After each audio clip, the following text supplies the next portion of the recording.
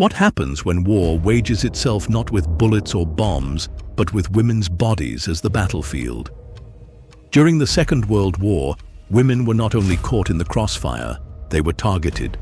Their bodies turned into laboratories. Their wombs were treated as weapons. This is not the story of generals or armies.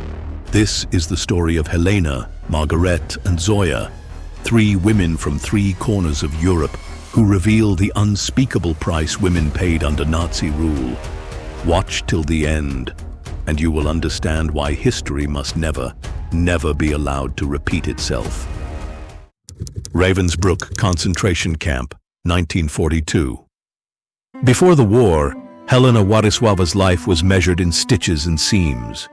She was a seamstress in Krakow, just 26 years old, her hands quick and graceful as they shaped cloth into gowns. Weddings, baptisms, holy days, all bore her mark.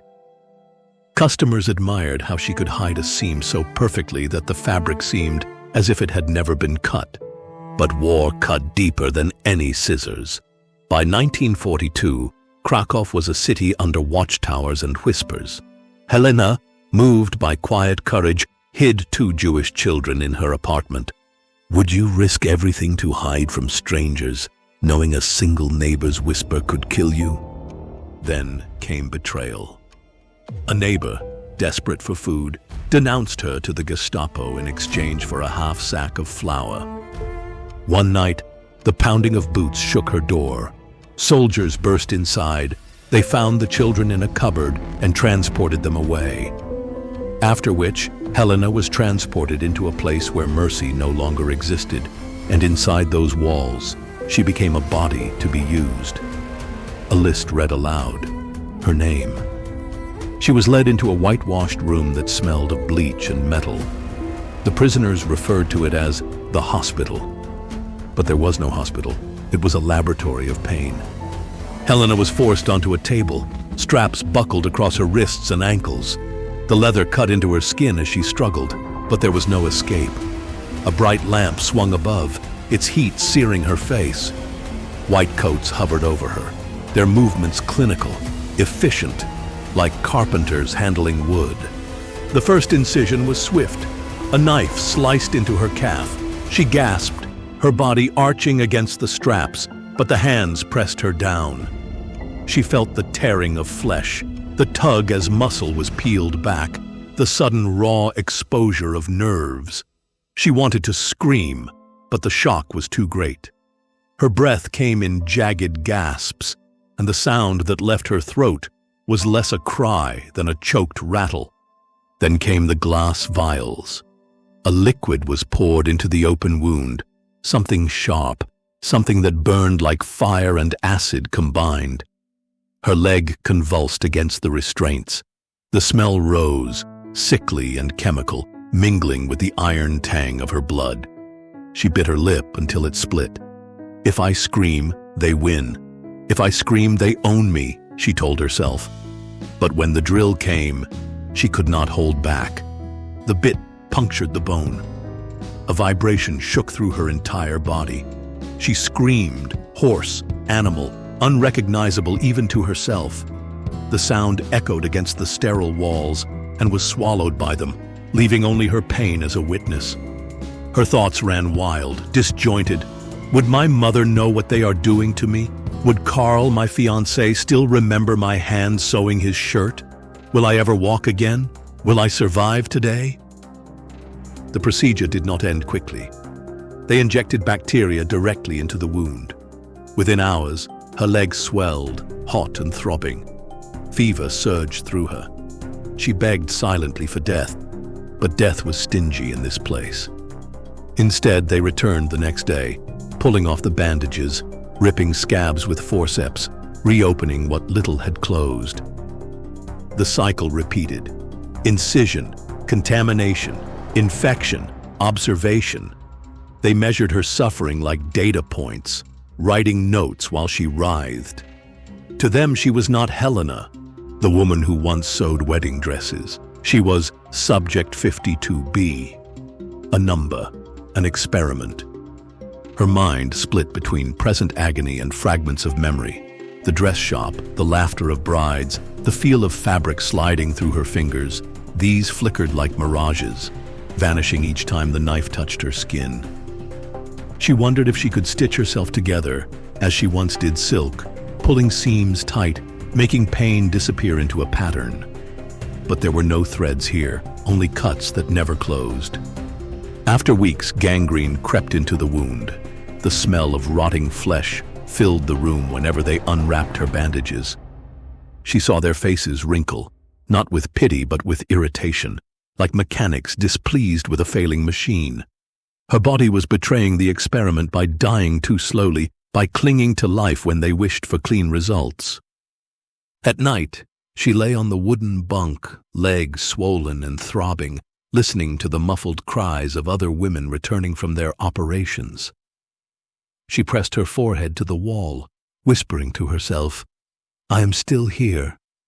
I am still Helena." But inside, she knew she was not the same. The Nazis had carved her open, not only in flesh but in spirit. Every nerve in her leg carried a memory of their cruelty. Every throb was a reminder that her body had been turned into a battlefield. Helena survived Ravensbrück, though her injuries left her in chronic pain and unable to sew.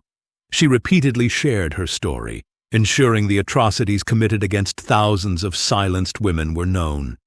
Her visible scars a testament to their suffering. Her body was left stitched, infected, and trembling, a specimen, not a woman. Yet the worst cruelty was not always done with scalpels. Sometimes it came with silence, with absence, with the theft of life before it even began. And for Margarethe, the torture would cut deeper than flesh. 1942. A room in the Lebensborn facility at Wernigerode. Margarethe Hoffmann had thought the word home of life might mean refuge. Instead, it meant captivity. The doors locked from the outside. The corridors smelled of disinfectant and fear.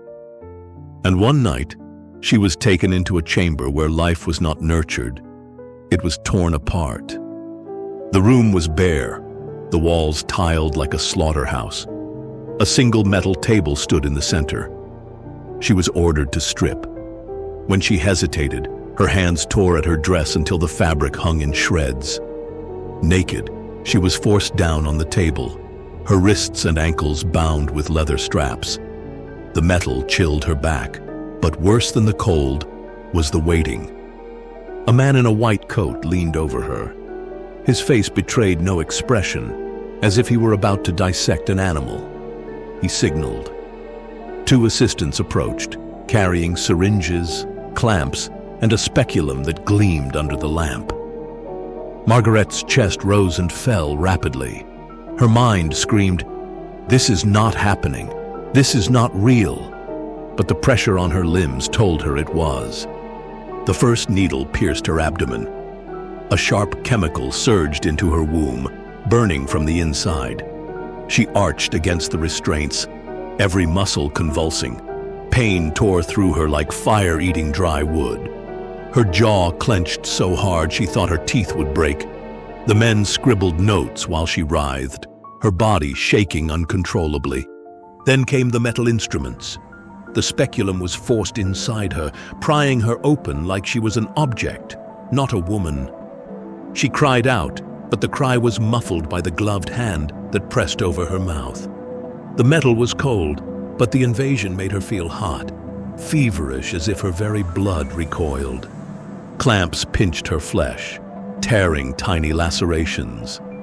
Another syringe injected liquid deeper, flooding her body with agony.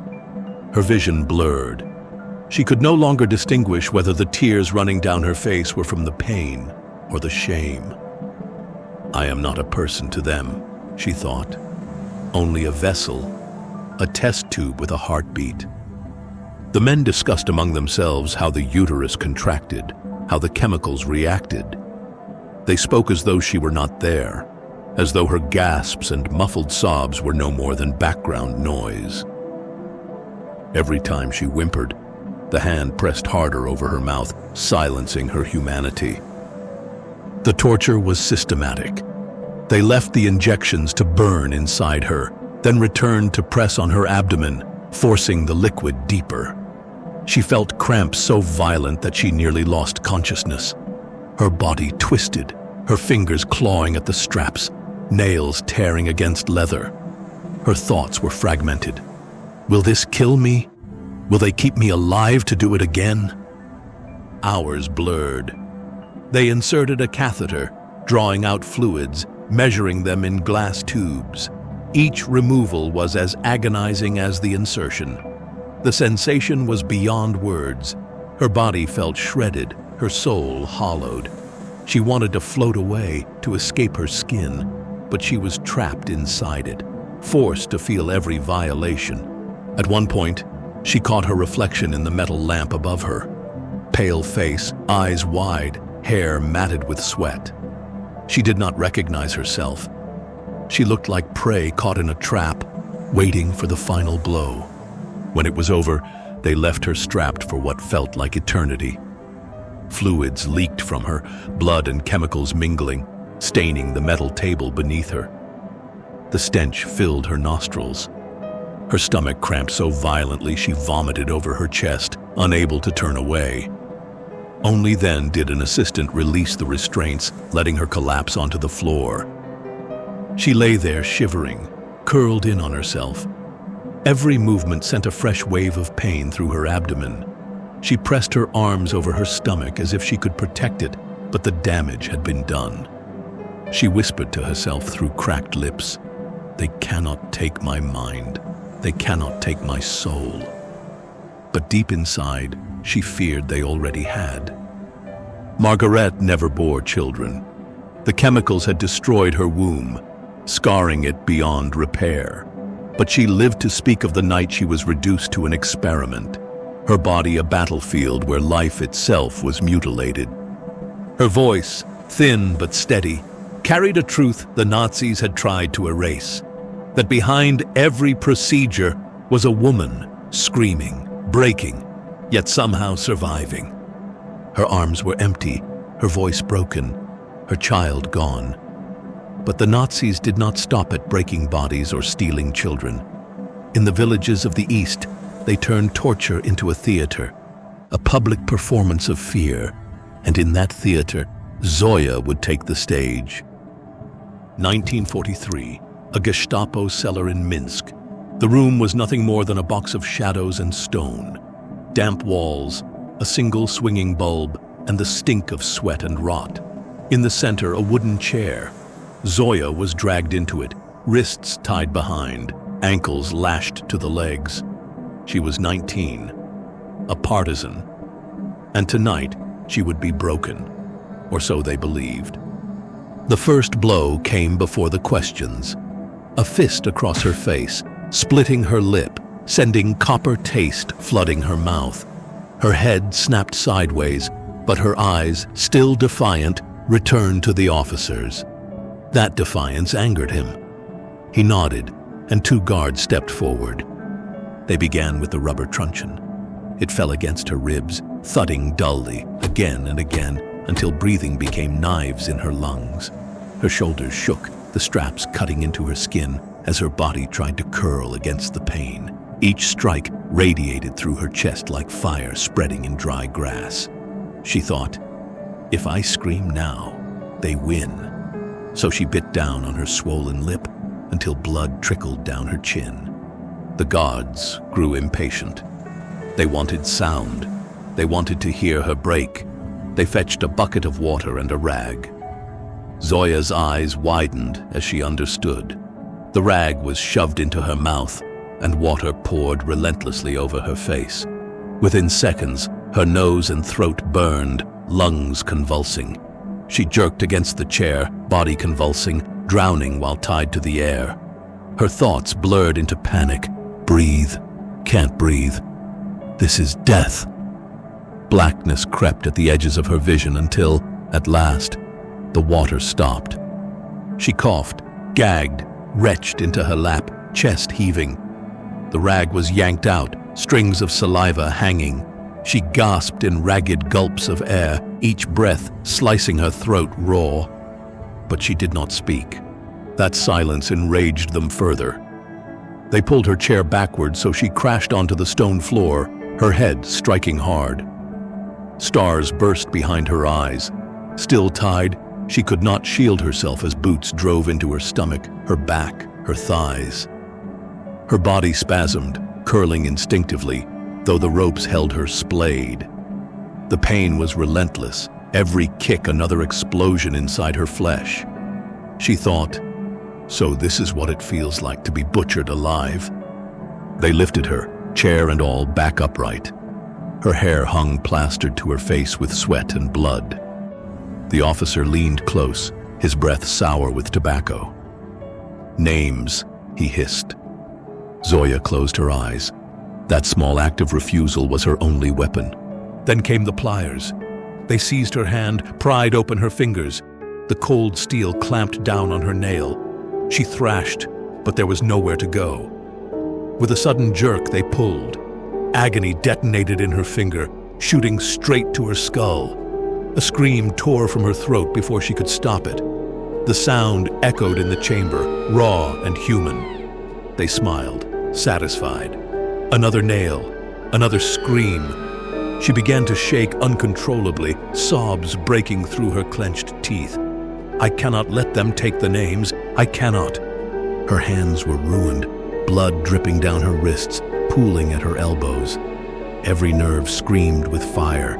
She wanted to collapse, to fade into unconsciousness, but cruel hands slapped her awake each time her head sagged. "Stay with us," one sneered. "We are not finished." They brought wires next. A crude dynamo was set by the chair. Electrodes pressed against her temples, then her inner thighs. A crank turned. The jolt slammed her body rigid, teeth snapping shut on her tongue. The taste of iron filled her mouth as she convulsed violently, every muscle seizing. She screamed through clenched teeth, a sound half human, half animal. They shocked her again and again, until her body jerked so violently the ropes bit into her skin, cutting flesh. When the current stopped, she sagged forward, chest heaving, hair wild, face streaked with tears. Her body was no longer hers. It was a puppet, strings pulled by pain. And yet somewhere in the haze, one thought anchored her. If I give them nothing, then all this is for nothing. Hours blurred into endless torture light, blows, water, electricity, and her screams. She lost track of time, but held on to her silence. Finally untied, she collapsed, body broken, lungs gasping. The officer crouched beside her, voice low and venomous. "Tomorrow, we continue." Zoya closed her eyes.